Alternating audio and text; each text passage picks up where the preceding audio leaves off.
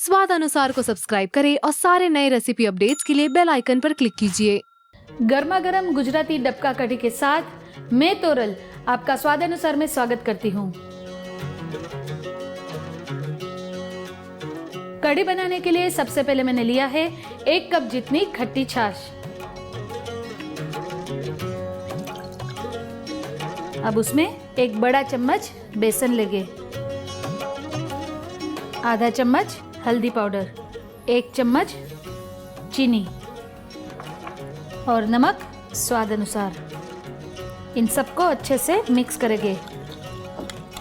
आप चाहे तो ब्लेंडर से भी इसे मिक्स कर सकते हैं। इतना ध्यान रखना है लम्स ना रह जाए। हम करीबन आधा कप जितना पानी ऐड करेंगे और अब कढ़ी को छौंक देंगे यानी कि तड़का लगाएंगे।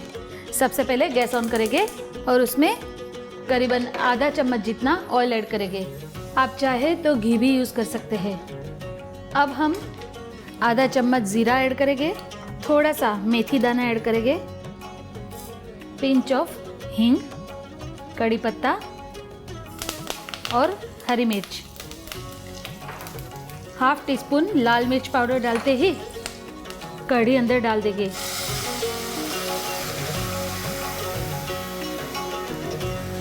अब हम कढ़ी को 2 से 3 मिनट तक धीमी आंच पे उबालेंगे। कढ़ी जब तक उबल रही है तब तक हम इसका डबका रेडी करते हैं। डबका बनाने के लिए मैं अभी यूज़ कर रही हूँ मसाला भात। करीबन 1 कप जितना मसाला भात लिया है मैंने।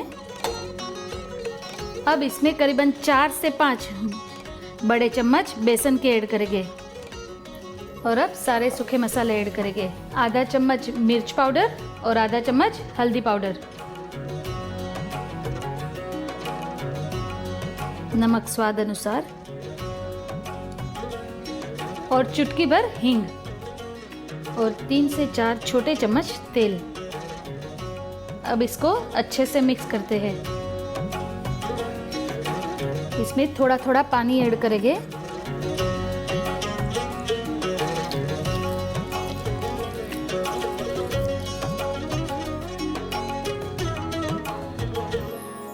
अब हम डबके को कढ़ी में डालेंगे और बिल्कुल ही धीमी आंच पे उसे पकाएंगे।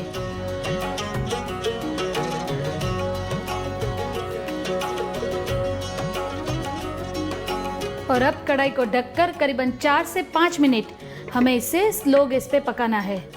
मैंने अभी मसाला भात यूज़ किया है। अगर आप चाहे तो लेफ़्ट ओवर राइस या लेफ़्ट ओवर खिचड़ी को भी यूज़ कर सकते हैं। इसके अलावा पालक की भाजी या मेथी की भाजी के भी आप डबके बनाकर कढ़ी में डालकर यूज़ कर सकते हैं। डबका कढ़ी रेडी हो चुकी है। गैस को बंद करते हैं और सर्व करते हैं।